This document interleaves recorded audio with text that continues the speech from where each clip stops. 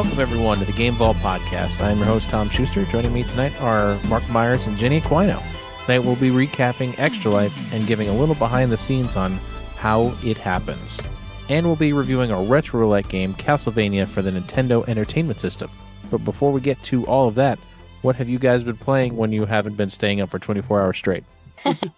Jen, go ahead and start. Good question. So, obviously, Phasmo. Still having a lot of fun with that. No other changes have come around except for a few patches or, fixes to little things. But yeah, still loving it. Looking forward to Mark and I playing on stream one day coming soon, because that was one of our Extra Life achievements. So I know we're both equally as excited for that. My computer asked me 3 times, "Are you sure you want to install this?" But are you sure, though? Are you sure? Are you sure you're sure? Aside from Phasmo, I played Ghost Hunters Corp a little bit. I have not played it since they came out with the newest update, though, so I'm looking forward to seeing what that's about. And then I've been playing more Myst. I got back into Myst. They brought it to the Steam store a little while ago, and I booted it up, and it's beautiful as always. But they actually have a randomizer option now, which I really appreciate. Oh, so nice. Yeah, so like the puzzles in the very beginning where you get to the different worlds or whatever you call them, those are the same. But then once you get to say the stone ship or something, the actual puzzle that you have to do to complete that level is different. It's randomized, so it puts a little bit of mystery back into Myst. So I can appreciate that. I'm sure you played that game 8 million times. Yes. I get it now. So unfortunately, though, I played through the stone ship level, and it took me a while because I actually forgot that I had selected randomizer when I first booted it up. So I was at the stone ship, and I flew through it because that's always the first one that I do. And then I'm at the final part where you just have to pick the right part of the ship wheel in the bottom level to, finish. And it's wrong. And it keeps resetting the power on this little island. And I keep having to go back. And I'm like, what is wrong with me? What is going on with this game? Why isn't it working? And then I realized it's a randomizer. I'm like, oh my God, you're so dumb. It's not the same answer. So then it was, really easy to finish that. And then I think I was so excited to be finished with it that I went to close the game and I forgot that you have to hit save because it doesn't auto save. Oh, old games. And now I'm going to start from scratch again with the randomizer. But it's still fun. It's just unfortunate that happened. But yeah, that's been going good. And then I've been playing a little game called Inscription that if you guys listening were tuned in for the last podcast, Mark had recommended it. And then I had actually remembered that one of my streamer friends had also played it, and I watched a little bit of gameplay on it, and it looked really fun. So I gotta say, this game is awesome. I already have 11 hours into it, and I'm apparently not very far into it progression-wise. It's very difficult. I actually usually do not like games where you have a very limited amount of lives, so where you have to start over from the beginning. But this one's different. It's still a lot of fun. The puzzles are great. It's got this creepy vibe to it, but it's not scary. So Tom, I think you would actually like it. Okay. And it's got a very old school look to it, kind of pixely look to it, which is kind of cool too. I like that. Yeah. And the music's really good. It's a card game, so there's a lot of strategy involved. You could be dealt a really shitty hand, like I've been dealt a bunch of times, or a really great hand. And you get to pick up items that can help you in the game. So it's a lot of fun. The furthest I've gotten so far is the 3rd level of the map. I don't know if they're called chapters or maps or whatnot, but I've died a few times, so I had to start back from the beginning, which stinks. But it's a lot of fun. I think anyone that enjoys strategy card games, similar to Gwent, it's not in any way similar to Gwent, but if you like Gwent, I would recommend giving it a shot, or any kind of card game, really. I think this is a really fun game so far. Oh. Yeah. And then obviously playing Halo Infinite with you guys, It Takes Two with Mark, and Castlevania, which we'll talk about later. I can't wait. Yeah. So can I. Mark, how about you? Yeah. So, as Jen mentioned, we're playing It Takes Two. I only mentioned that first because if you're watching our stream on Thursday, my computer crashed in the middle of it, and apparently either corrupted or deleted my save. So I have all the achievements unlocked that we got so far, but I don't know if Jen can see it, but on my screen, I don't see any of the mini games unlocked. Yeah, they're unlocked for me, luckily. And you can see the scores. Okay, so yeah. They're still. I mean, I've beat you in all of them, and now you have no proof otherwise. That's true, 100% true. Except for the YouTube videos that exist. Except for the YouTube videos, yeah. Darn it! Thanks, Tom. Yeah, so that was a weird experience. I think that's the first time I ever had it without like the game going, hey, so your save's corrupted. We're going to restart from the beginning. It literally, I reopened the game after having to reboot from the crash. And I opened it and it started me with the opening menu. Like, do you want subtitles? And I'm like, this is weird. Oh, no. And then it popped in and it was like, do you want to start a new game? And I'm like, Jen, are you still in the game? Yeah, that would have been... Yeah. Because we think we're nearing the end, so that would have been catastrophic. Yeah, that would have been good. We would have been starting our co-op stream, Tom. Yeah, I would have just given up on it. Yeah. So anyway, that was the fun thing that just happened on Thursday. But the main things I'm playing, I'll start with the stuff I haven't talked about. I played through the tutorial of Age of the Empires 4. And it's Age of the Empires. The only thing that I enjoy so far through the tutorial and the first little bit they have you do is that the battles there's a little more strategy to them. Like if you get longbowsmen or anybody with a range attack and you find a hill or a cliff and put them up there, they have like tactical advantage as you would. They have the high ground, Mark. They have the high ground. I was trying to avoid that. So but yeah, so they're up there, and and then you can they do the whole more emphasis on the sort of circle wheel thing of this weapon kills this weapon and that sort of thing. So looks like the battles are a lot more strategy than just building as much of the high rated soldiers as you can and just bum rushing. There seems to be a lot more ability to defend. So that's nice for the turtlers. So that was fun. I started Forza, and I was able to get my license plate to be 42069, so I'm happy. Congratulations. Yes, thank you. I picked the Bronco to start out with. The only thing I noticed is that with the Bronco, you can't cheese the drifting points because Broncos don't drift well.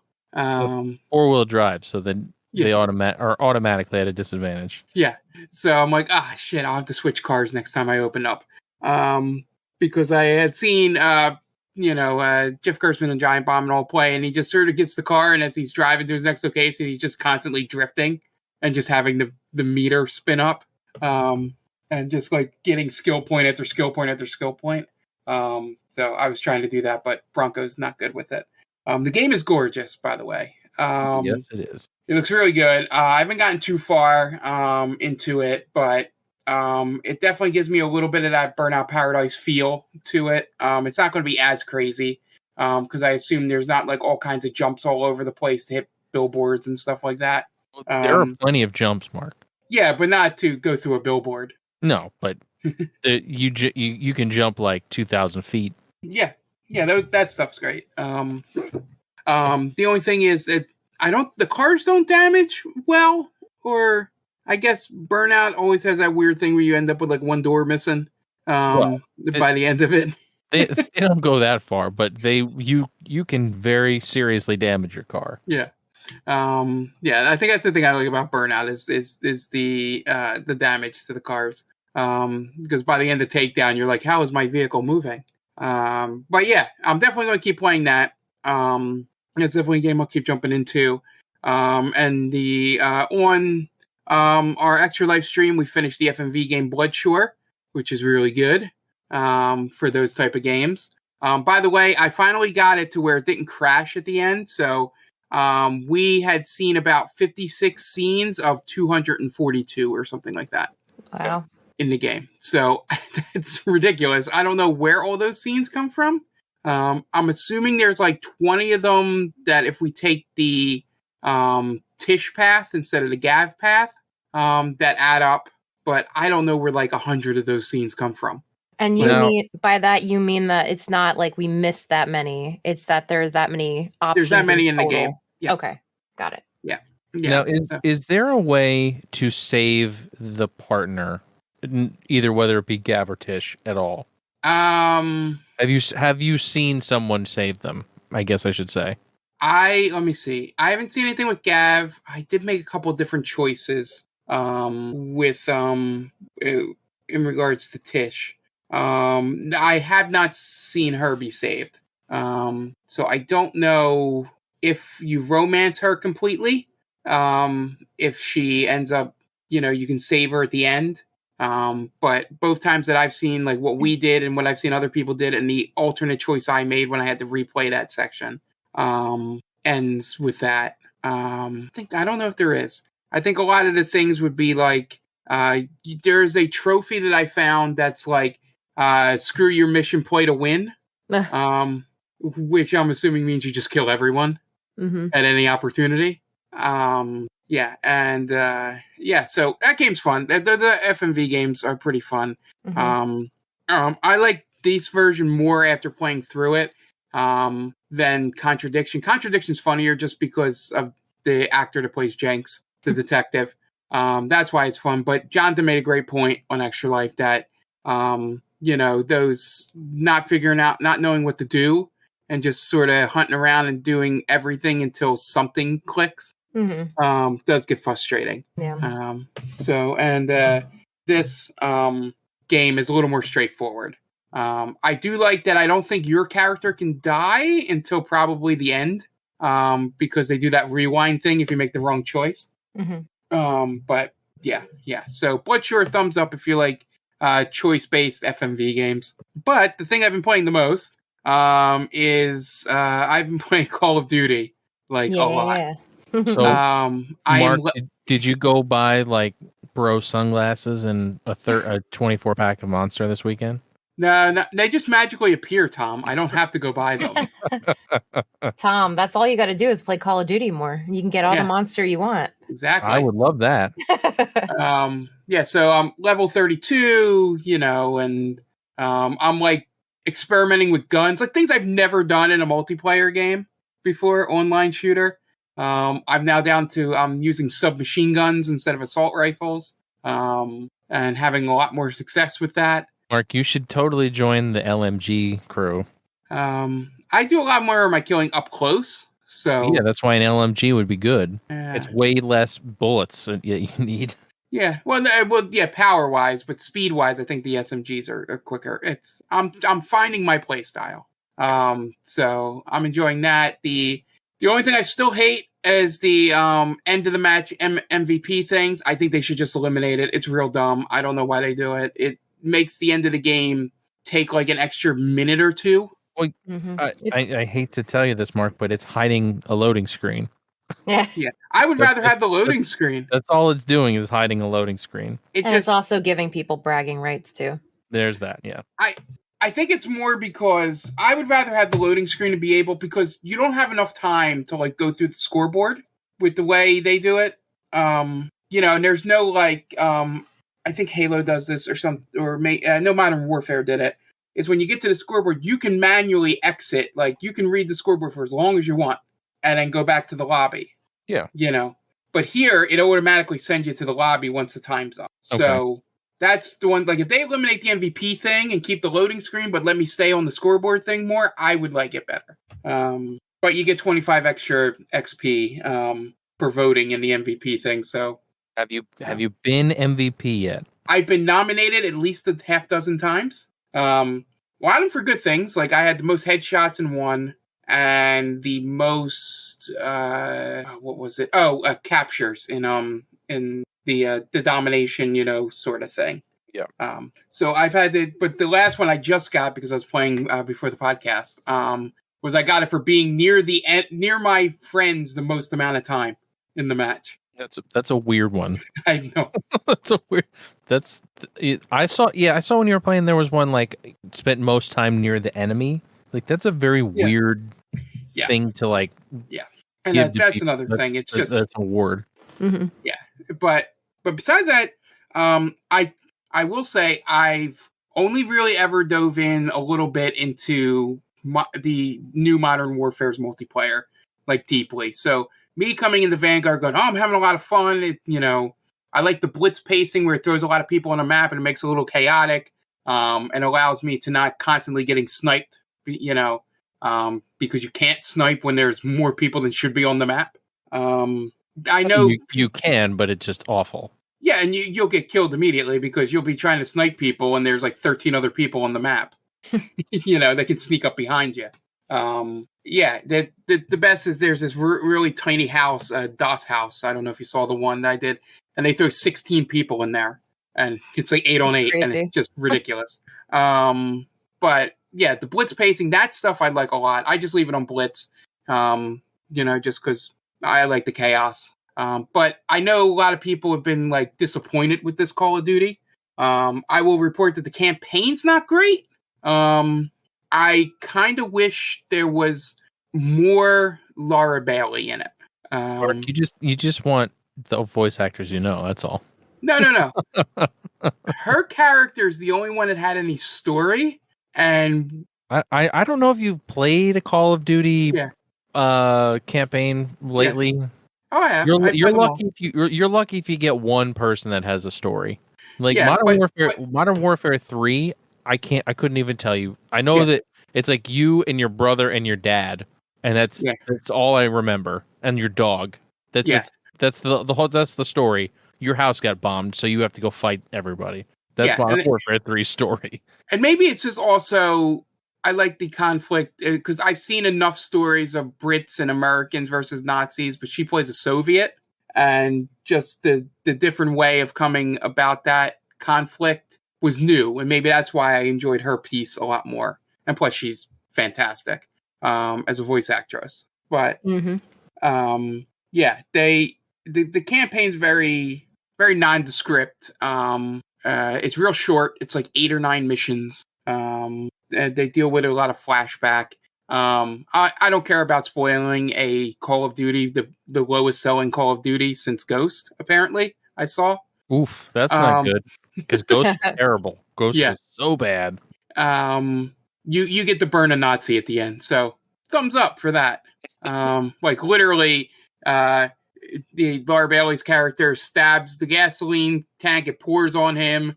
Your Aussie guy tosses you a lighter, you light it, and you throw it on the Nazi. And I'm like, okay, awesome. I thought the way the story was going, I thought they were going to let him go, and it was going to be some kind of commentary. I was like, Call of Duty wouldn't make a commentary on how Nazis were able to integrate into society, afterwards. Gave up for a Nazi getting burned alive. Yep. Yeah. So, and to answer your question you had for me, I believe it was last week, Tom.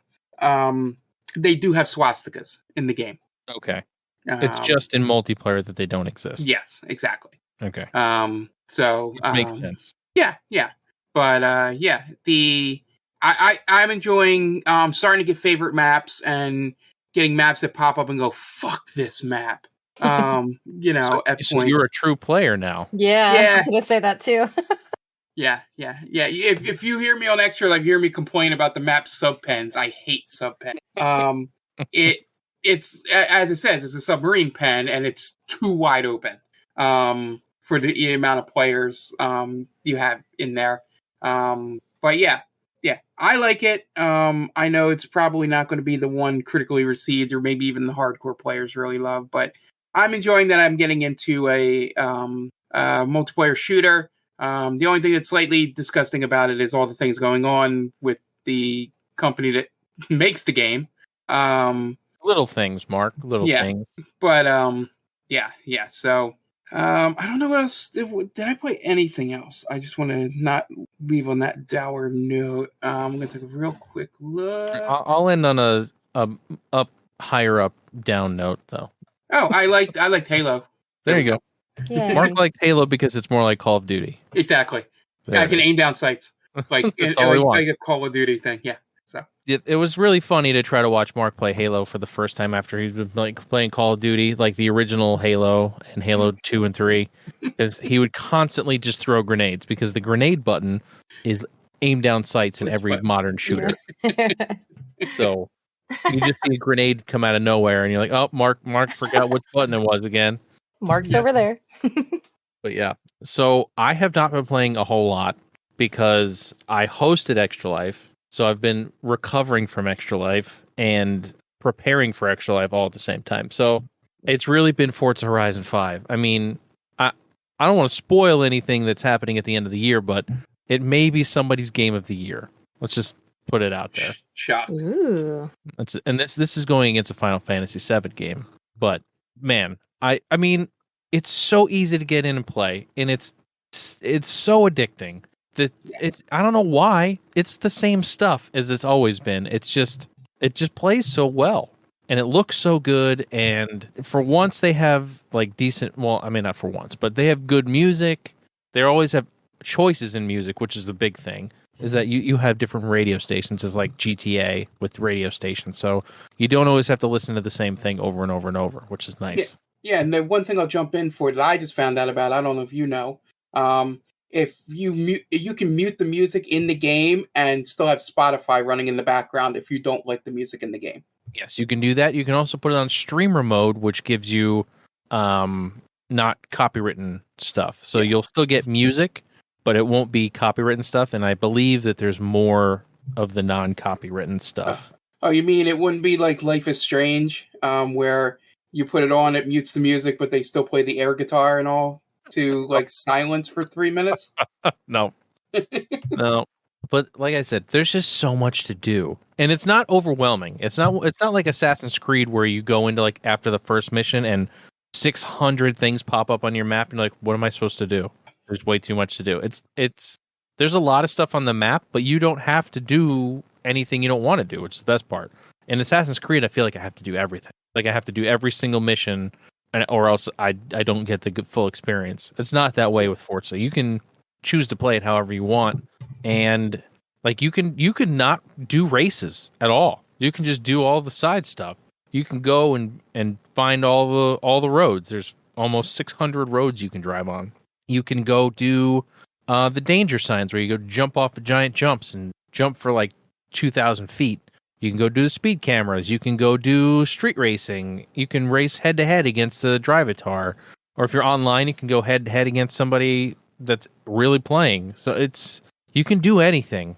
It's the best RPG I've ever played. Because you could also level your cars up, which is, I mean, it's an RPG with cars, let's be honest. It sounds like your perfect game. It really is. And you need to play it, Jen. I know. I can't wait to play it. I think it's going to be fun. Yeah, I think it could make for a fun stream just because, like I said, you don't have to actually do races. You can do whatever you want, and there's all kinds of stuff to do. And I remember when Forza Horizon 2 came out, my brother and I and a couple other people we'd literally just drive around and just do whatever. Mm-hmm. And it's more of that. And I like it, even if like we went back through the quote unquote story to unlock stuff, like that's great too. Like for you guys to go through it, I would be happy to go through it again because it's just a lot of fun. The stuff that you do throughout the game is not all racing related. It's like there's barn finds where you can somebody goes, oh, there's a rumor of a car out in this area. Go out and search that area and see if you can find this really old car and we'll restore it.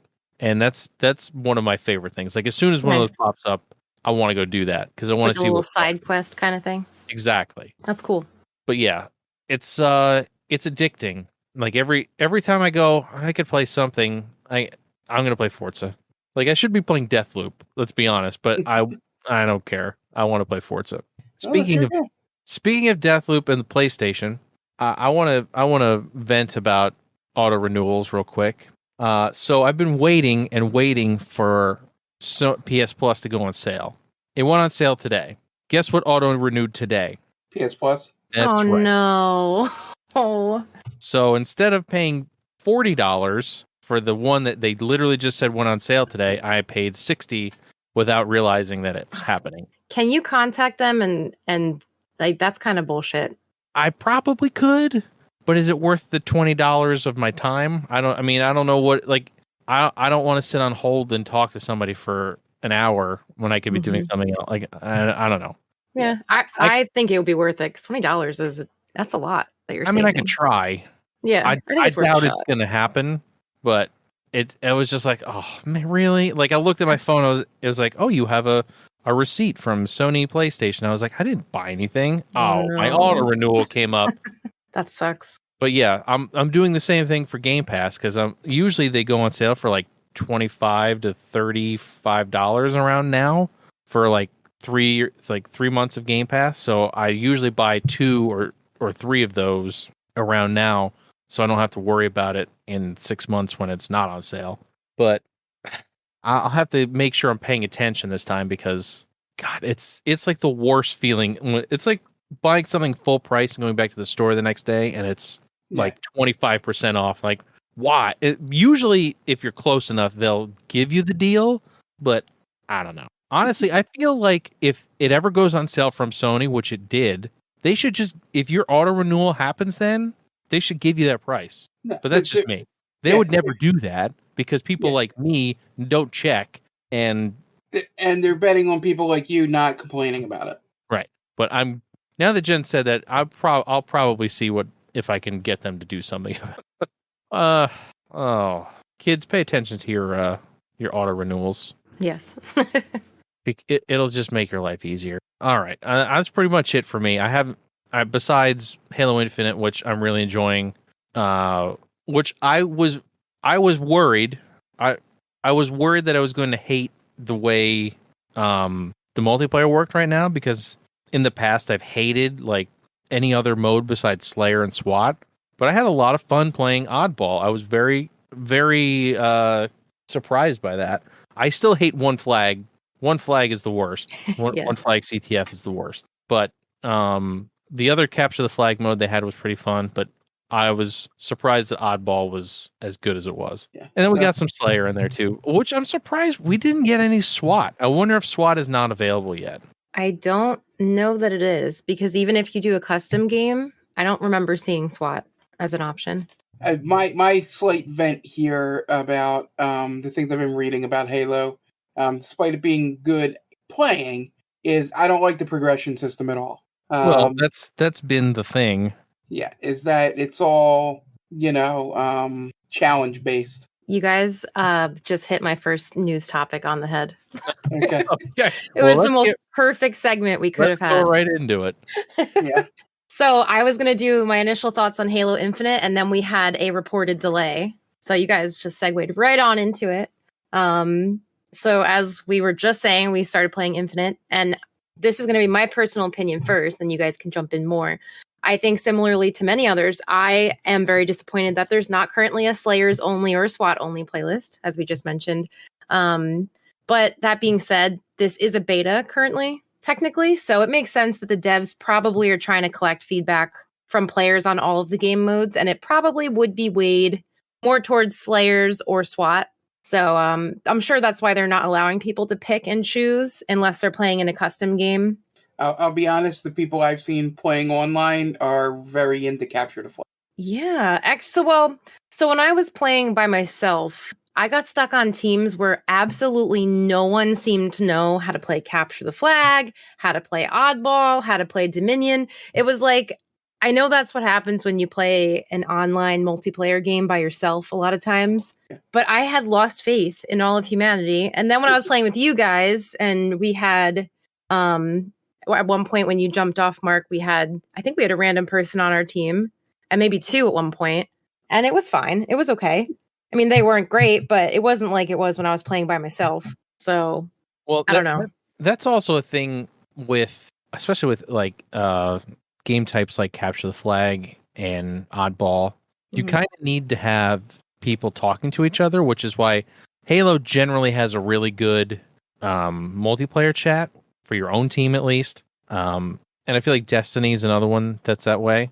But if you don't, like me, I don't like doing that, which is why I play Slayer. I don't like having a mic on and talking to people. So I just play Slayer and don't worry about that stuff. But when we have 4 players on our team talking to each other, playing Capture the Flag or playing Oddball, it's a lot better. It definitely is. Which is why I think it was okay when we were playing those things. But I would really love a Slayer playlist or a SWAT playlist or something where I don't have to worry about playing Oddball by myself because it's annoying. Yeah, they have. I mean, I can't imagine them not coming out with at the very least Slayers only. But I mean, they should do SWAT as well. Slayer and SWAT are like the 2 most popular, in my opinion. Anyway, I'm pretty sure they're the 2 most popular game modes. But I'm hoping that once the campaign drops on the 8th of December, that those options will be available. I would imagine. I can't imagine. I can't imagine them going, "Oh yeah, we're not doing that." It's not going to be great if they announce that they're not doing that. They're already backtracking on stuff. I don't know. Yes. Yep. That's the next thing I was going to mention. And Mark, I'm glad that you also agree because I feel the same way after playing by myself and then with you guys as well. The progression is really slow, and I also did the battle pass. And it's just like, it's kind of ridiculous. So I was reading around to get other people's opinions on this. And 343 has already announced that they are making several changes to the battle pass because players are just not gaining experience consistently. And it's really frustrating people. So they added play 1 game type challenges because currently not currently because it's live now, but initially, players weren't able to gain experience at all after every match just for playing, even if it was a little bit. Instead, it was only rewarding experience when you did specific challenges. And then from those challenges, some of them were really overly difficult and kind of obscure. So I know they took a lot of the feedback that they've been hearing from the player community already. And they're also doubling the duration of the double XP boosts. They're going to make it up to an hour instead of 30 minutes. And these changes did go live. So if you got the battle pass, your progress has been reset, but they're making it up to people by they're giving away, I forget what it is. I don't know if it's a helmet. There's something in there like the big prize. They're like retroactively giving it to people who downloaded the game from this date to this date to kind of make up for any lost progress, basically. It's a visor. Okay. It's like it's an epic visor or something. Gotcha. That's kind of why I did the battle pass too, because I'm like, maybe there's going to be some kind of cool incentive, rare stuff for the, people who downloaded and played the game in the very beginning. Yeah. So 2 things. I'm going to go off topic after my first thing. I may have zoned out a little bit, but do you still generate XP by finishing challenges, or do you get XP for just being in matches now? It's going to be both. So they're putting in play 1 game type challenges, like play a game of Oddball, play a game of Capture the Flag. But then they're also going to be giving you experience for doing certain, more specific challenges. And they've taken out the really difficult ones that people have been saying are too much. It's a step in the right direction, but still not great. And it also gives me hope that they're going to add Slayer and SWAT because they're listening to people. So we can only hope. I think it also helps that they're still in beta technically. Yes. And because it's free to play, it's not like, oh, people paid X amount of dollars for this, so they're going to freak out. Luckily, it's not that way at the moment. Yeah. Right. Yeah, or at least not yet. Yeah. And my off-topic second thing, should have mentioned this in my Call of Duty Vanguard section. Unless if you play Warzone, don't buy the Battle Pass. Word of advice from your good friend Mark. Did our good friend Mark buy the Battle Pass? He's taking the 5th. I see. The Battle Pass only unlocks things in Warzone. Oh, Warzone's calling you back. I didn't tell you guys I uninstalled Warzone. Uh-oh. I had enough. Yeah, I did as well, because I like the regular multiplayer better anyway. I like having space on my hard drive. Yeah, that's what I mean. Yeah. I hope Call of Duty. Halo's is going to be for Infinite only, but for some reason, Call of Duty, which I completely understand, and plus, we all know Activision at the higher up level and all that are scumbags, so they could very well have wanted this. They would like you to just have Call of Duty on your system. Oh yeah, for sure. I mean, it's practically to that point. Because I showed Tom the open screen, and it has all 4 Call of Duties that have come out since Modern Warfare. Mm-hmm. So it has Vanguard, Warzone, Cold War Black Ops, and Modern Warfare. And if you have them all installed on your computer, you can launch them from any one of the games. So they want you to just have a Call of Duty machine. So yeah, so the thankfully the Battle Pass is only like $20, so it's not like it was a full price game and I'm out of it, money wise. So, but they were trying to make it up to people. Like this weekend, I've been playing, and it's normally they do like double XP, like one thing they'll give you for a weekend. Like, hey, double weapon SP for every match, for the weekend. Like anything you can get XP on, and it's probably because people aren't playing it too. It's all things across the board. Anything you can get XP for is double XP this weekend. So I'm hoping that Halo doesn't have to do that going forward. But I still believe there should be a happy medium between the Call of Duty that you get points just for killing, like in the match, for doing things in the match, and it all adds up at the end, and the challenge system that Halo is trying to do. Yeah. Because you run into the problem. Now I'm turning this tangent back into Halo. There you go. You run into the problem that people just go in because I don't know. Maybe it was in that story. Maybe they haven't said anything. There's no penalty for just quitting. There's Not not right yet. now. Nope. Not at the moment. So there's nothing stopping people from going in, hitting a bunch of those challenges, and getting out of the game. And then it makes it not fun for the other people staying behind, or really fun if you're a group of 4 and 2 of the 4 guys on the other team quit. Right. But yeah, that's the one thing they have to fix. They need to do it like I've seen Apex do, which is probably the best example. That you don't get it unless if you finish the match. You have to finish the match. That's the way Halo has worked in the past. Yeah. Mm-hmm. So I would imagine something will be happening similarly. Yeah. That's if they're going to insist on having challenges, they're going to have to put that in, or it's, especially with it being on Game Pass and so many people on there, it's going to turn into not fun. Well, it's free. Yeah. It's free to play. Anybody can play it right now. No, that's what I mean. Like it's going to be even worse because it's free to play. Exactly. Because you have so many more people that have access to it. Yeah. I understand. I just think, they have to, I think they need to wait until once people have to start paying for the real game, well, then we'll see what happens. But right now, I don't know that they could get away with doing if you quit, you don't get any XP because it's still in beta. But once it opens up to everybody, then, once it's, what I'm trying to say is once it is a part of a thing that you have to purchase, then it'll be different. Yeah, once it goes 1.0. Yeah. Essentially. Yeah. But yeah, that was the only frustration I had from the little bit of Halo is just maybe it's the is it dopamine in my brain that just likes to see numbers go up. Yep, that's it. And when you play this Halo, the couple of matches I've gotten and finished, the bar doesn't go up much. Yeah.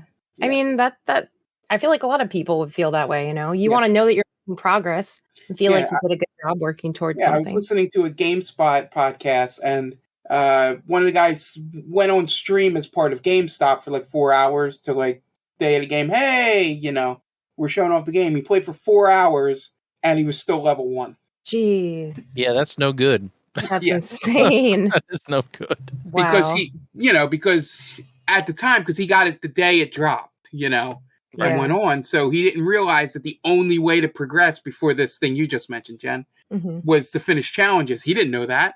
Wow. They don't make that obvious to you. So he played for 4 hours and was still level 1 because he wasn't doing, specific things in the maps. That's wild. Yeah, I think that's our good vent on Halo. I think I'll say this.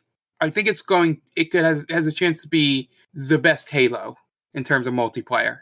Wow. Because with how these systems run, the Series S, X, and it on PC now, with the way PC things can run, I think it'll take away any of the issues that occurred from it being a console, game, and the Master Chief Collection stuff and all that. I think having the time to, learn from everything they've done, I think the multiplayer is going to be fantastic just from the little bit I played and, from someone that didn't really like many of the things in the Master Chief Collection.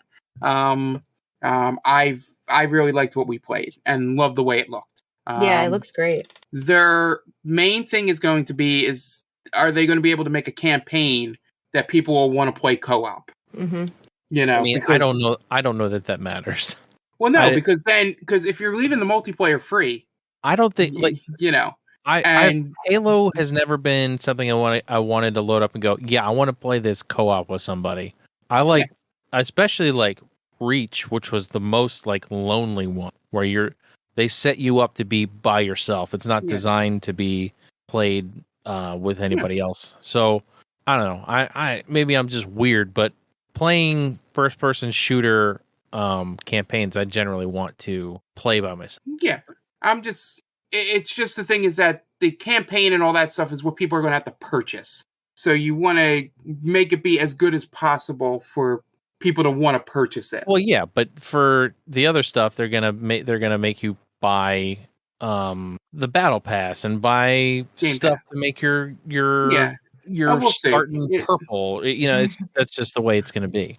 Yeah, it'll be interesting to see because it's the first time they're trying this. With Halo specifically. So it'll be fun because there are a lot of people that will defend every one of the campaigns of all 5 games. It's not like Call of Duty. I'll be the first one to tell you that Halo 4 and 5 not great. Yeah, there'll be people that'll defend all 5, while I think a lot of Call of Duty people campaign whatever. Well, most if you ask most people who play Call of Duty, they don't even know they don't know that the campaign exists. That's why Black Ops 3 launched without a campaign. Yeah. There was none. Yeah. And 343 has this is their third shot at making a Halo campaign after all the Bungie ones are so revered, This is their last shot. Yeah. They have to hit it because I don't know if Microsoft's going to, I guess money wise they could, but I don't know if they're going to pivot Halo to be more like Call of Duty in the sense of being everybody just comes for the multiplayer. I think Halo has a history of having a campaign that's worth giving a shit about. It's tough. It's tough because I grew up with Halo and Halo 1, 2, and 3 campaigns. I can still play them in my head and know where things are. Halo 4 and 5, I couldn't even tell you what happened. I beat them. I have no clue what happened in those games. So. And from what I've been hearing from the previews, from people, it seems like they're getting this right because they're focusing more on Master Chief than how I think it was the 5th one had that group of people chasing Master Chief. Yeah, that was the problem. Is that you didn't play enough as Chief. So. Yeah. So it seems like they're fixing that in this, but I think this might be the first time where we can document specifically that delaying something may have been, the best thing for the game rather than doing the thing the corporate would want to do, which is have a Halo at console launch. Yeah. Right.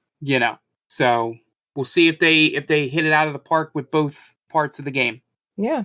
And that actually is the last thing that I was going to mention on this topic was that they did actually announce that the co-op campaign mode is delayed. Yeah. It was going to launch sometime in March next year, but they delayed it to at least May of 2022. They said that's the earliest. Yeah. And they're saying it's playable, but we want to perfect it and make it a great, stable gaming experience. And I could respect that. So we'll wait. We'll see. Yeah. And they also extended the first season of the Battle Pass and stuff for 6 months, which is ridiculous. Right.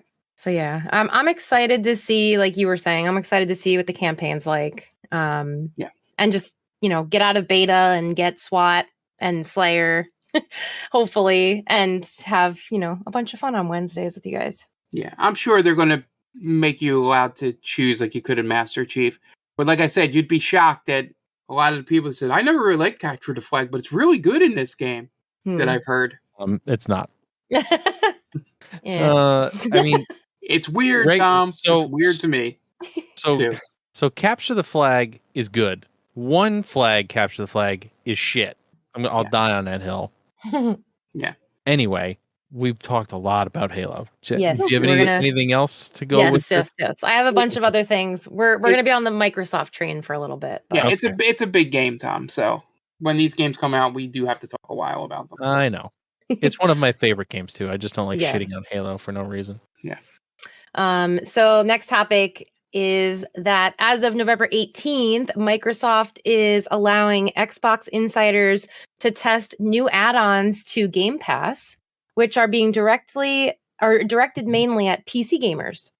So users are going to have the ability to choose separate drives for game installation, and there's going to be improvements for downloading speeds. And they're also adding in some other stuff like a toggle for HDR color for older games. And they're actually going to be allowing modding for the first time ever. So that's a big, obviously, direct at PC gamers. And then they're also doing Xbox Cloud Gaming, which is going to give Windows PC users the ability to play console games when the app is updated. So I think that's pretty cool. And these changes are, again, they're only for Xbox insiders right now for testing, but they are coming at some point at a later date. They've said they haven't announced exactly when, but that's kind of cool. Yeah, that'll if they're going to allow me to play the games that are console exclusive on my PC, right? Then that eliminates my need to buy the console. Yeah, me too. Yeah. Even though I think about it all the time. Anytime I see me too. The Halo edition dropped. Oh, should I try to should I waste my time trying to go buy this thing or just leave it? Well, actually, my next news story may be right up your alley then, Tom. Okay. I think this screams your name. So, Gucci. Oh, I saw this. Father, son, House of Gucci. Gucci has teamed up with Microsoft. I told you we're on the Microsoft train to announce a special edition Xbox Series X bundle. And you guys already saw how much it costs. I was going to say, I dare you to guess, but you know how much it is.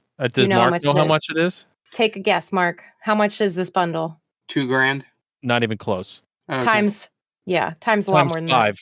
It costs $10,000 and includes the console, 2 wireless controllers, a subscription to Xbox Game Pass Ultimate, but for an unspecified length of time. So who knows how long they would be giving it to you for, and a Gucci made carrying case for all those times that you pick up your Xbox and you bring it with you everywhere you go. $9,000 of that money is the Gucci carrying case. Definitely. Yes. 100%. So because it's just there's nothing special about the Xbox. It's just a normal run of the mill Xbox One X. Yeah. Yeah. Or Xbox Series X. Does it even have Gucci branding on it? The Xbox? I'm getting there. I don't know about the Xbox, but I'll tell you about the case. The Xbox has Gucci branding on it, yes. Okay.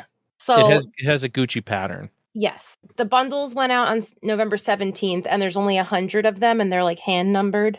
And they're only being sold in their premier store locations. So like their New York flagship and like a bunch of their other really, really big stores. So you really have to want this to spend $10,000 and then go and get it in person. So the most irritating part of this whole story, which you just brought up, is that they're saying that Gucci pattern is double meaning now because the GG stands for good game. Oh my God. I read this story and I literally did the face palm like, oh my God. Is this like the I don't know if you could hear my eyes rolling as you said that. Is this the same exact thing where people on Reddit are posting Halo Infinite things, wondering why people are twerking on them? Oh yes, it's almost on the same level. It's a little different because that's just a generational gap and people not understanding that's not twerking. Yeah.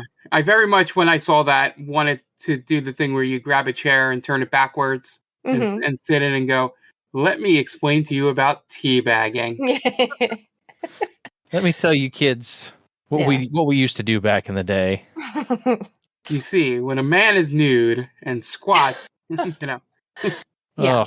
So I thought that was great and horrible all at the same time. So yeah, if you have $10,000 burning a hole through your pocket and you've also been dreaming of high fashion merging with your love of video games, I mean, this is for you. Does Lady Gaga bring it to me? No, unfortunately not. As far as I know. Oh my God. Yeah. She would be in character as her Gucci character, whoever she plays in House of Gucci. So our last topic is no longer on the Microsoft train, but it's something that irritated at least me and Tom. I'm sure, Mark, if you've heard of it, you're probably irritated about this too. So as many streamers know, there are multiple broadcasting programs that you can pick from to live stream your content. And among those programs, the most recognizable and popular ones are OBS and Streamlabs OBS, which is also called Slobs for short. That means more than that now. Yes, it does.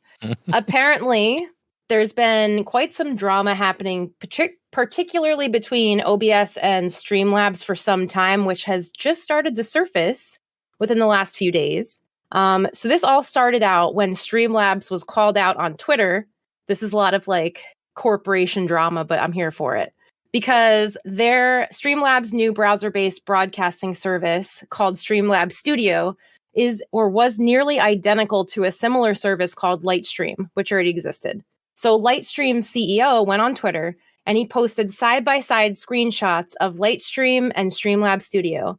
And it showed that the two sites were nearly identical, down to formatting, the text used to describe features being literally word for word, and even the example images that they used were identical. So they call out Streamlabs for that. Then OBS jumps on the thread and shares their own battle with Streamlabs, because back when they were first ready to launch, Streamlabs live streaming software, they reached out to OBS and they asked permission to add OBS to the name of their program. And OBS said they declined, but unfortunately, Streamlabs decided that they were going to add it anyway. And then they filed their name as a trademark on top of that. So OBS is saying they've been trying to sort this out privately with Streamlabs to be nice, and do it privately. But the company has been extremely difficult and totally unwilling to work with them. So then... Real pieces of shit. Yeah. So then Elgato comes into the thread with a screenshot from when Streamlabs had announced their mobile streaming software back in 2018, which allows users to control their live stream from their phone. And it was called the Stream Deck. The same name as the Stream Deck that Elgato has and the same mobile software that Elgato has. So Streamlabs has since changed the name of their app to Streamlab Deck. So not much of a change, but there's clearly a pattern here. Terrible name. Yeah, there's clearly a pattern here.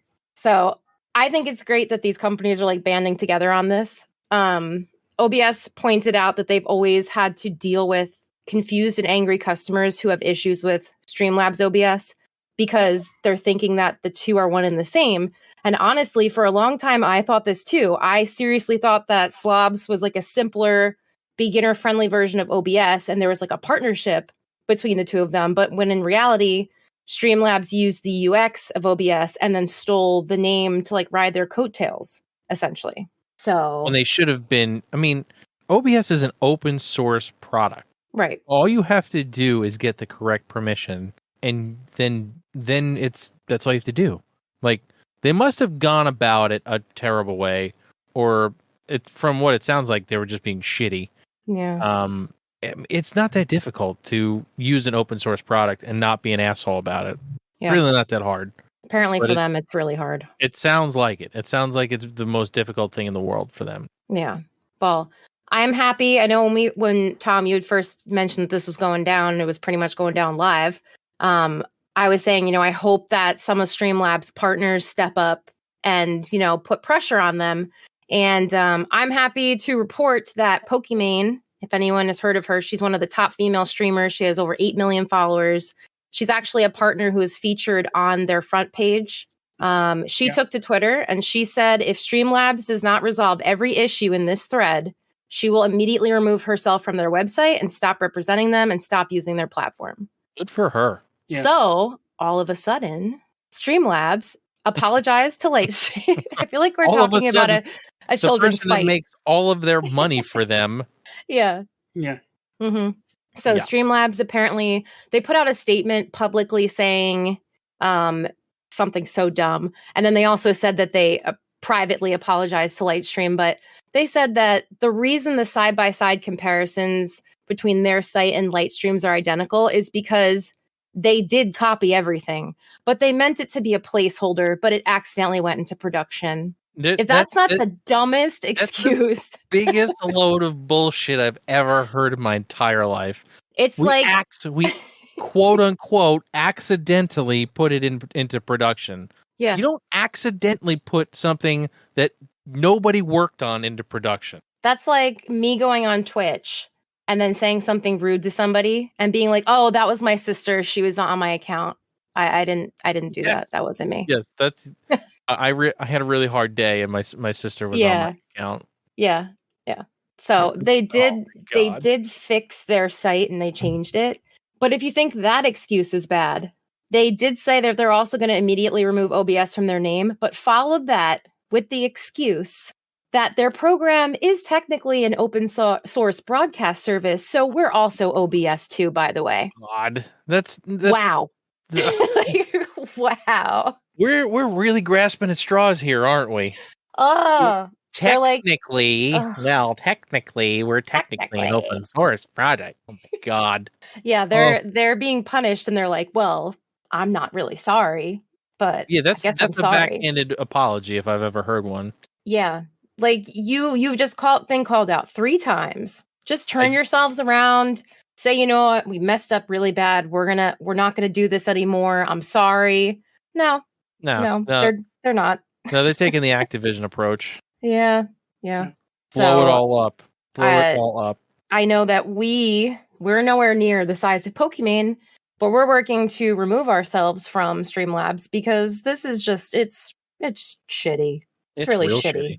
And it's unnecessarily shitty. Like this isn't some innocent mistake that happened. It's happened now at least 3 times. It's pretty intentional.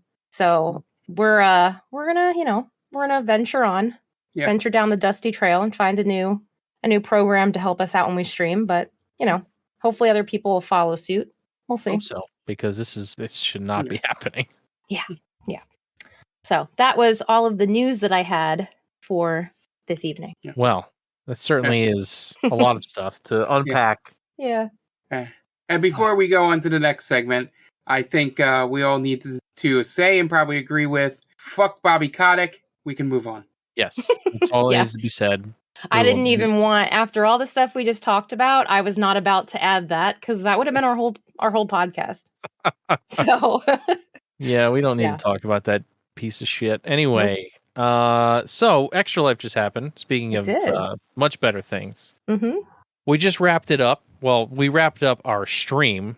Our campaign goes until the end of the year. So if you would like to contribute, go to tinyurl.com/markhatesart, and you can see our page there. And if you'd like to donate, you can do so.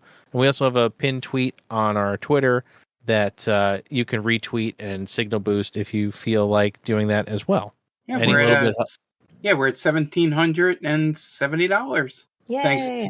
Thanks to a donation from some asshole named Dan. We've blown past two of our goals already. So we've upped it to 2,000 now to see if we can try to get there. Yep. And I don't know if you were listening yesterday, Tom, but we added a thing to the $2,000 goal. A stipulation.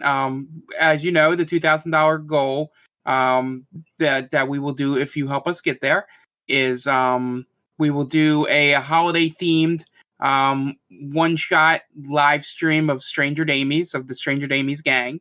But I added the stipulation last night that session must be DM'd by one Jenny Aquino. Oh. Yep. I like that. And he did it live on stream. So everybody has seen the reaction. It. Yeah, it's out there now. So yeah, I'm doing it. Oh, if we hit it. So, people. So get us there. We're real close. We've got how many weeks to spare? Like 6. Like 6 weeks? That's plenty of time. We're definitely going to do our final big push of probably, I say 4 to 6 hours of Jackbox, depending. I would like it to be at least 4, so it's not like it feels more special than our normal stream, if you know what I'm saying. Yeah. But yeah, 4 to 6 for that. And then maybe I'll do something dumb like I did on New Year's Eve last year and had a Fuser dance party. Oh my God, that was so great, Mark. I had so much fun with that. Yeah, so. But yeah, so all three of us have now hosted an extra life stream, and there's a lot that goes into it. Yeah. There is. We started from it being just Mark and Anthony and myself going for these. It originally started as just Mark and Anthony. Yeah. And then I was asked to join, and that's kind of where the idea for this podcast came from, was doing the podcast during we kind of would do a podcast during our live stream. Yeah, which turned out to be a bad idea because Ant started wanting to record things at like 2 a.m. And, when you've been up that long, your brain is definitely in an inebriated state, despite if you've been drinking or not. Oh, yeah. Your brain stops working after about midnight. Yeah. Like we knew the exact end of Jackbox this year. We looked at all the jokes coming through in Quiplash. We're like, guys, we're done. We're moving on to something else. Yep. This is not working anymore. But I would say my setup was the dumbest setup of how we had to do it, because you guys actually had dedicated gaming locations in your house. We just had to figure out how to get cameras and audio in there. Mm-hmm. I would literally have to rearrange the house because at the time I was living with and caretaking for my grandmother.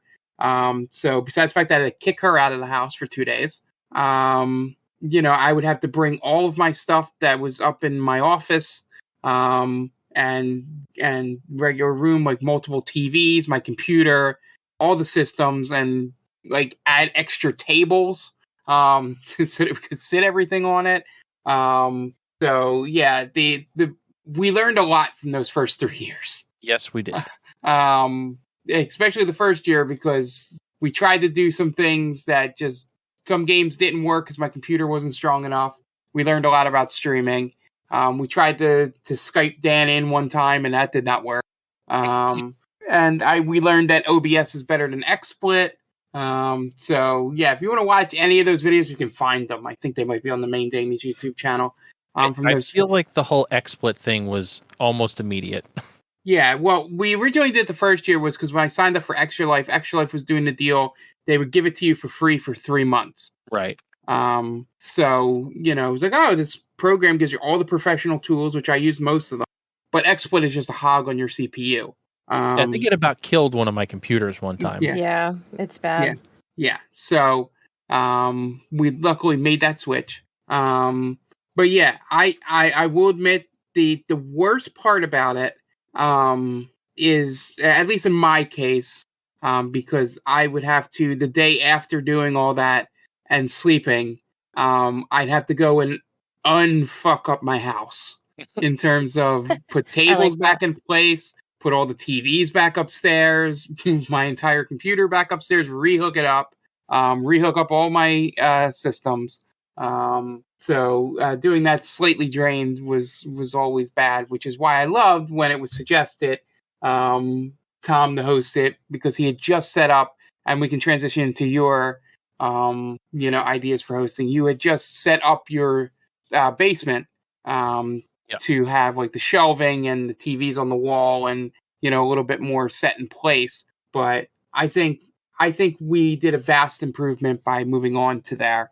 But I don't know if you want to explain to everyone. I don't know how long we're going to take this segment, but this is our main segment, so we can take as much time as we want. Okay. So, my thing was a lot of rearranging, and my place was not set up to do this, audio-wise, acoustics, all that stuff. It was just a living room, a wide open, area, which was hell on microphones. We had, the best part was we had one mic stuck in the middle of the room to pick up all of our stuff. And we had to play with the sound off, because if we didn't, then we get feedback, and it was a thing.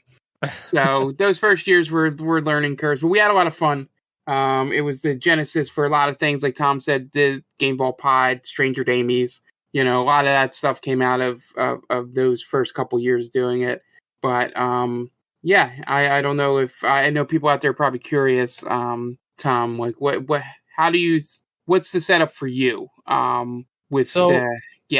So when we first started streaming, I had this idea in my head to build this ultimate streaming gaming area to kind of accommodate Extra Life, and like if we ever wanted to have a stream where we had more than one person there.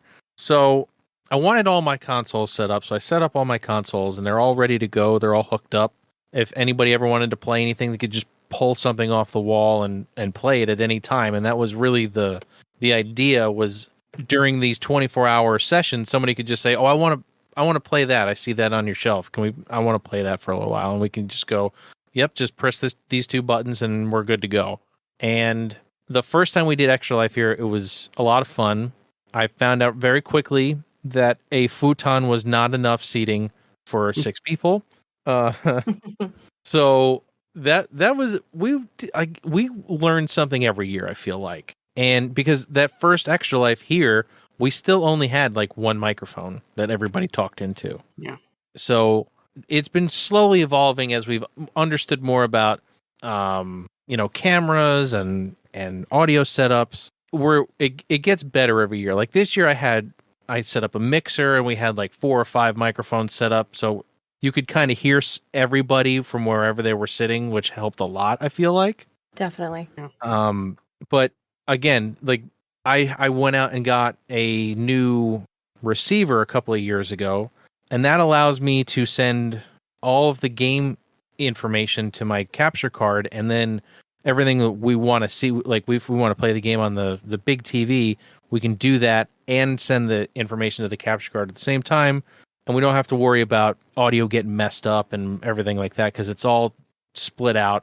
And it made my life a million times easier. It hurt my wallet a little bit, a lot of bit. I was going to say, a little bit? It's probably the most expensive thing I have down here, honestly. Yeah. But it, like, we didn't have any audio problems. And yeah, it went really well. That was like my biggest pet peeve is bad audio. So I've been doing everything I possibly can to get that set up. And hopefully next year I'll have a better camera setup, because we still are using webcams, and I finally bought a real camera. So I'm hoping that, fingers crossed, I can get it working for our stream for next year. But I don't even know if it's going to be here next year. Who knows? And I guess we should talk to Jen, because Jen stepped up last year because of COVID. I could not have the stuff here. So we kind of did a split one where Jen hosted and I was kind of on Skype or Discord or whatever we used at the time. And Jen, what went into like getting your stuff set up and ready? Oh my gosh. Well, you played a huge part in it virtually, because we had just moved in August, and we do Extra Life in November. So we had just gotten the gaming area set up for the most part. We had just gotten our new couch like 3 days before Extra Life. So we were just getting started. And a lot of our retro consoles had been in storage for years, like way longer than you'd think some of them would operate for. So we were hoping that they were going to work. We were unearthing games. So Tom really helped me figure out how to set everything up, what we could do to switch easily from retro games to more modern games to the PC. So he actually helped me discover this amazing little thing called a Retro Tink that makes and switchers, and it makes the process so much easier. The actual setup behind it it's not complicated, because it's literally just plugging things in, but it's complicated when you have to stand there and think like, okay, this has to go here and connect to this, and then this is connected to this. So it's kind of like a little puzzle.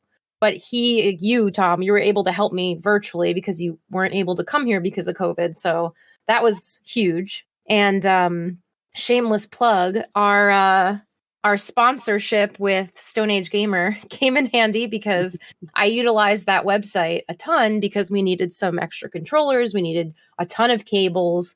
A lot of our retro consoles had, cables that had gone bad, or, things that I needed to add that we didn't have anymore, that got lost or were broken and not working. So it was really helpful, to have to go through, because I had to go through all that. I've had Stone Age Gamer, and they're very cheap prices, which I appreciated.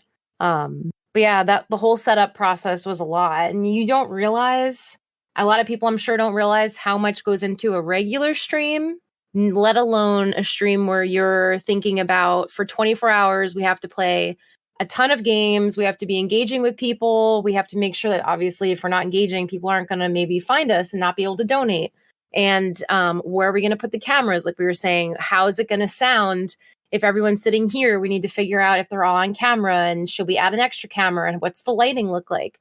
My basement lighting at the time was the really standard recessed lighting in the drop ceiling that we have down here, and it's not flattering at all.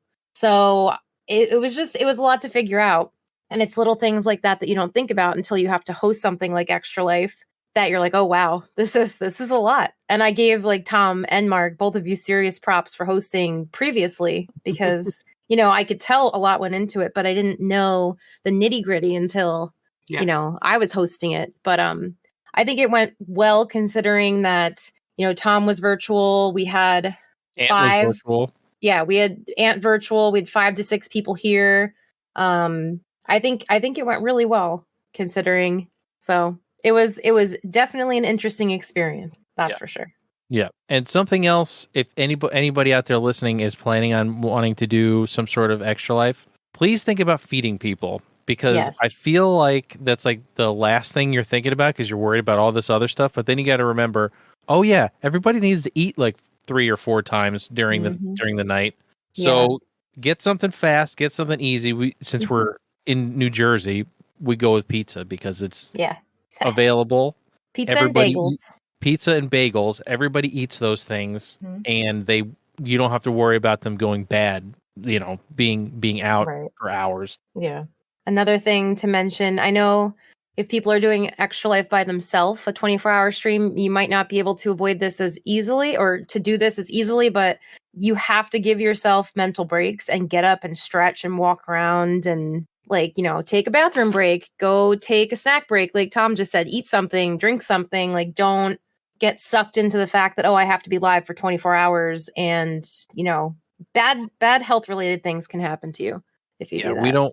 We don't want that to happen. Like we all, I think everybody besides Jen took a nap this time. Like generally we'll have an Iron Man try. Like I've tried every year. I usually try to stay up the whole time, but I've come to the conclusion that I'm old and I need to take a little rest. So this year, I think everybody besides Jenny took a nap, because Jen decided, I'm going to get on and play Phasmophobia for 5 hours somehow. I don't know how you did that. Oh, God. I know. Well, special shout out to my friends that played with me, who usually join me on stream, because if I was doing that by myself. Oh, and special shout out to Mark's niece, Ashley. She was there with me at 3:30 in the morning, cheering me on. It was great.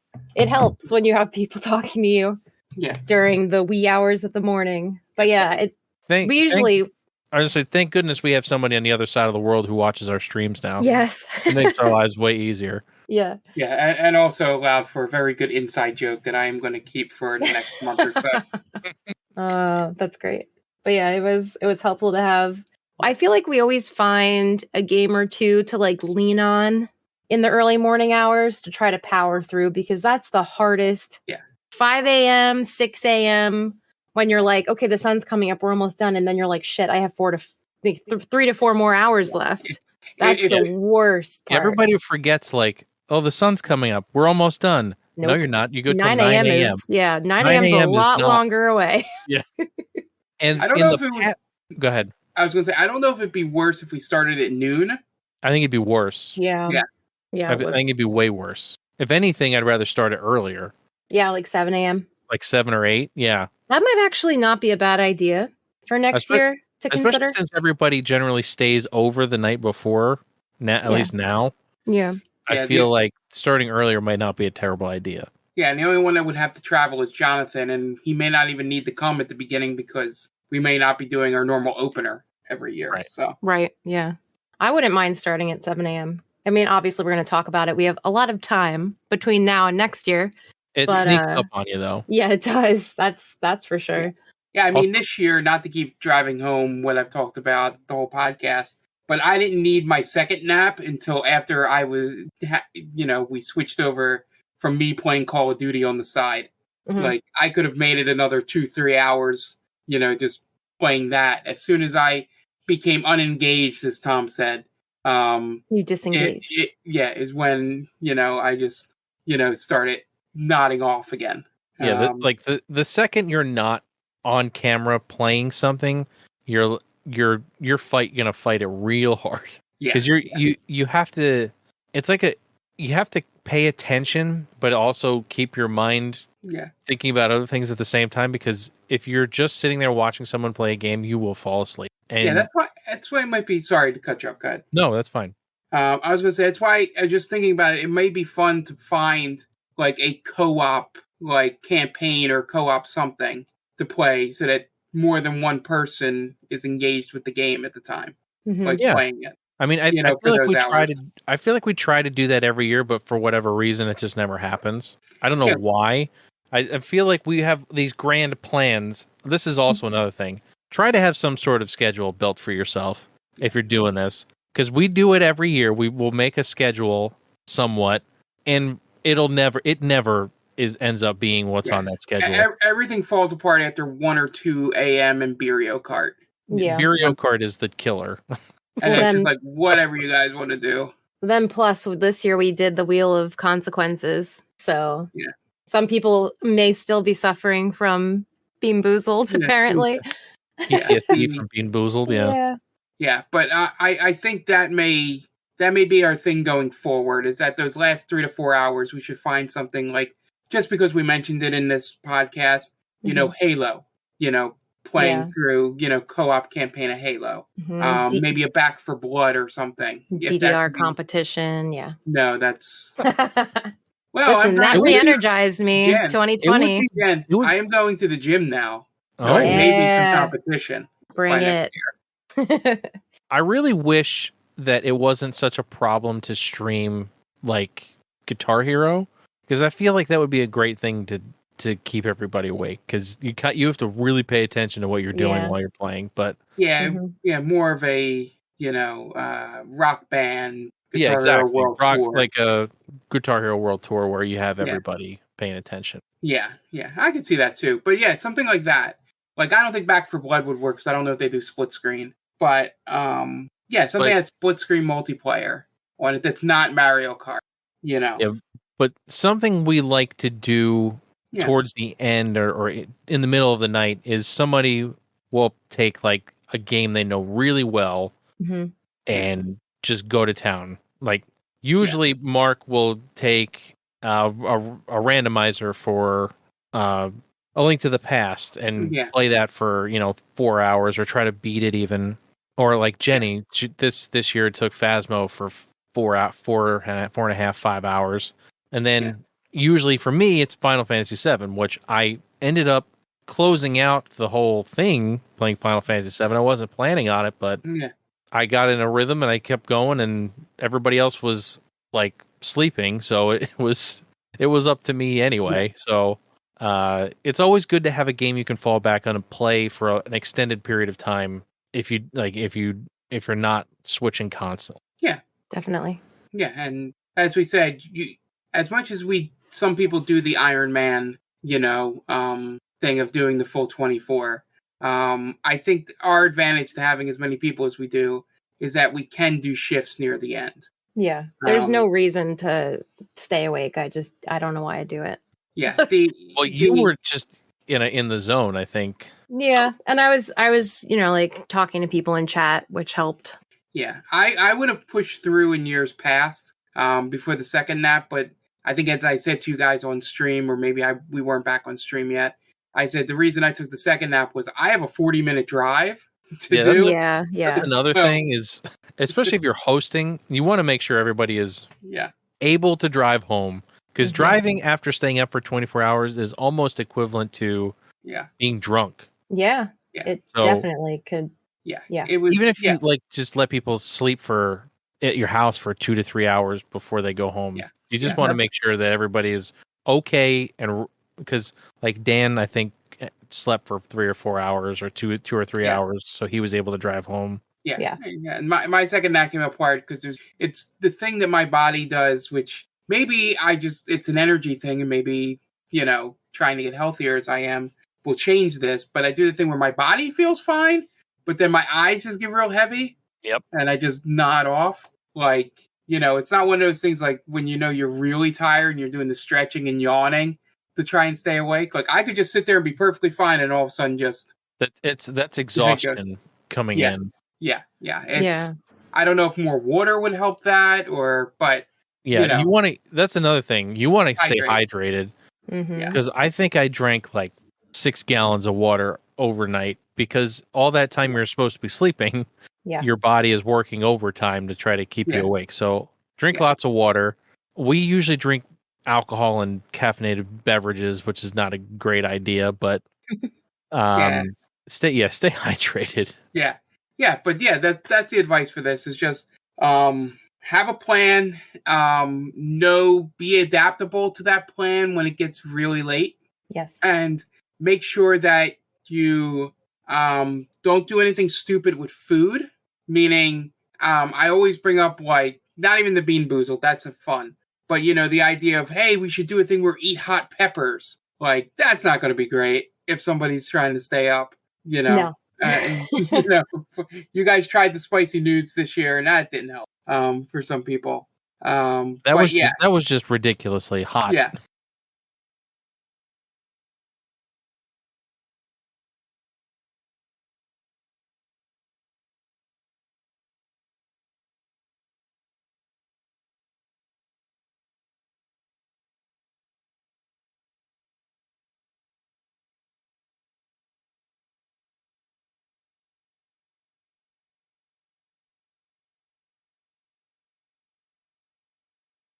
Yeah, so hydrated's a great piece of advice, and I also think you can test it out, like where your level is at, by just like doing it on your own one time.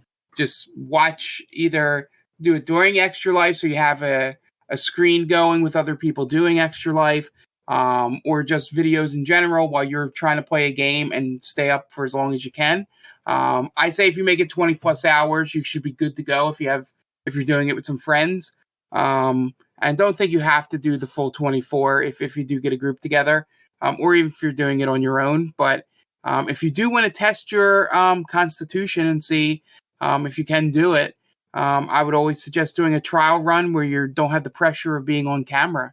I think that's my final piece of advice. Mm-hmm. Yeah, I think that's really good advice. And I always say, like, if you try to do it with people, also, the more people you have, the more complicated it gets. So try it first by yourself, and then go from there. We had a lot of fun during this year's event. Interested to hear what your guys' favorite moment was from this year's. Mark?